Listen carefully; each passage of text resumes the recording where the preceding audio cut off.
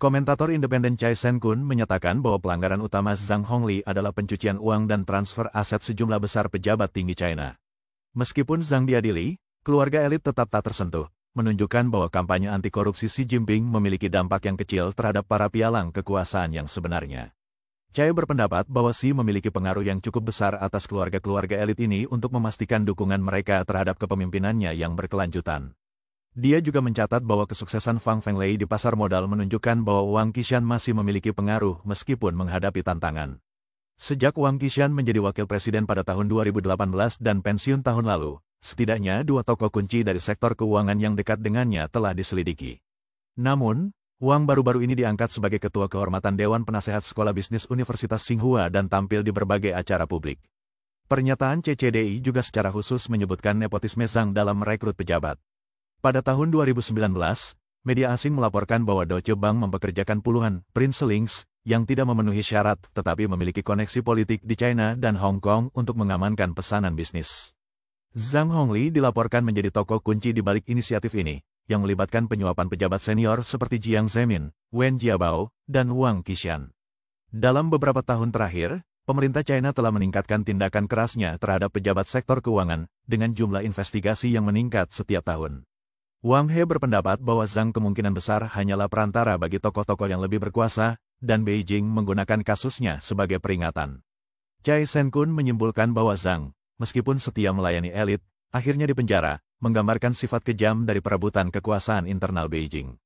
Kasus mantan wakil presiden ICBC Zhang Hongli, perebutan kekuasaan tersembunyi di kalangan elit Beijing. Pada tanggal 14 November Zhang Hongli, mantan wakil presiden Bank Industri dan Komersial China, ICBC, diadili di Hangzhou. Pada hari yang sama, media asing mengungkapkan kolaborasi di balik layar antara Zhang Hongli dan Fang Fenglei, ketua perusahaan manajemen investasi Hopu, serta Goldman Sachs, dengan mantan wakil presiden China Wang Qishan berperan penting. Laporan resmi China tentang kasus Zhang secara tidak langsung menunjuk pada skandal yang melibatkan bank investasi asing yang merekrut princelings, atau anak-anak pejabat tinggi untuk mendapatkan keuntungan. Pada tanggal 14 November, otoritas China merilis rincian yang menunjukkan bahwa antara tahun 2011 dan 2022, Zhang Hongli menyalahgunakan posisinya sebagai anggota komite partai ICBC dan wakil presiden untuk memberikan bantuan dalam pinjaman, pembiayaan, dan penempatan kerja, secara ilegal menerima suap yang berjumlah lebih dari 177 juta yuan, sekitar 24,4 juta dolar Amerika Serikat.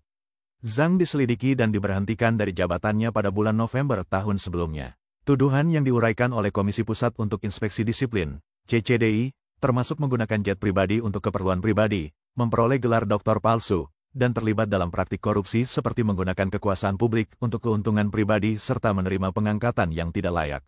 Setelah meninggalkan ICBC, dia juga dituduh terobsesi dengan kekuasaan, membangun koneksi politik, terlibat dalam pertukaran saling menguntungkan, dan nepotisme dalam rekrutmen serta promosi. Terkait dugaan pekerjaan pasca ICBC yang tidak patut, hal ini diyakini merujuk pada kepindahan Zhang pada tahun 2018 untuk menjadi mitra dan ketua bersama di Hopu Investment, sebuah dana ekuitas swasta. Zhang Hongli, 59 tahun, berasal dari provinsi Heilongjiang. Di awal karirnya, ia bekerja di divisi perbankan investasi Schroder International Merchant Bank di China dan kemudian menjadi perwakilan utama Goldman Sachs di China. Ia bergabung dengan Deutsche Bank pada tahun 2001. Menjabat selama hampir 1 dekade dan akhirnya menjadi ketua Deutsche Bank China serta kepala operasi perbankan investasi di kawasan Asia Pasifik. Pada tahun 2010, Zhang bergabung dengan ICBC sebagai wakil presiden yang mengawasi operasi internasional dan perbankan investasi. Setelah meninggalkan ICBC pada tahun 2018, ia menjadi mitra dan ketua bersama di Hopu Investment. Pada tanggal 14 November Financial Times melaporkan hubungan Zhang Hongli dengan Fang Fenglei, ketua Hopu Investment, dan koneksi Fang dengan Wang Qishan. Menurut laporan tersebut, Wang Qishan adalah mentor awal bagi Fang dan membantunya mendirikan China International Capital Corporation, CICC, bank investasi patungan pertama di China.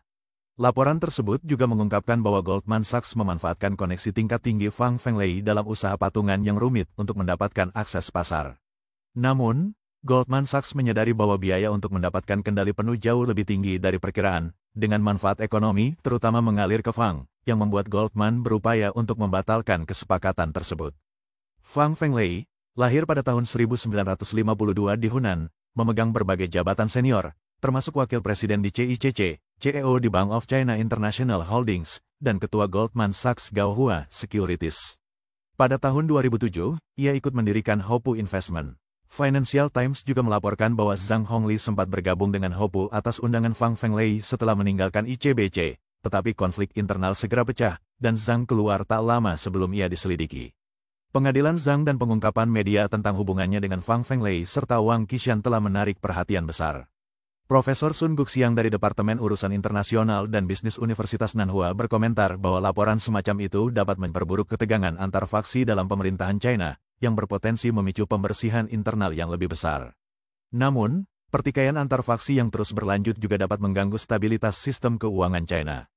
Sun berpendapat bahwa pengungkapan ini, di tengah tekanan keuangan yang meningkat di China dan percepatan penarikan modal asing, dapat semakin merusak kepercayaan internasional terhadap pasar China.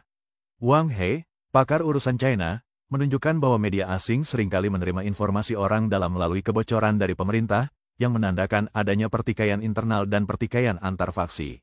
Gong Xiangsheng, mantan peneliti di Institut Penelitian Pertahanan dan Keamanan Nasional Taiwan, mencatat bahwa laporan ini menyoroti Wang Qishan dan faksinya sebagai target investigasi terbaru, meskipun Wang sendiri mungkin akan terhindar dari konsekuensi karena dukungan historisnya kepada Presiden Xi Jinping.